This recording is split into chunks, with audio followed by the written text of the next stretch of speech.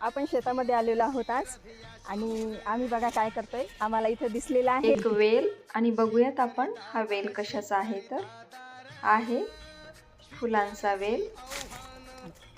बघू किती फुलं मिळतात.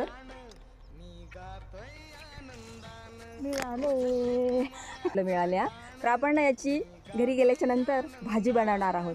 तर आता चला हे बघा, हे आहेत चटणीचे फुलं आणि आपण आता याची बनवणार आहोत भाजी. फुलं स्वच्छ धुवून घेऊन फोडणीसाठी बारीक चिरलेली कोथिंबीर, कांदा, लसूण, जिरे.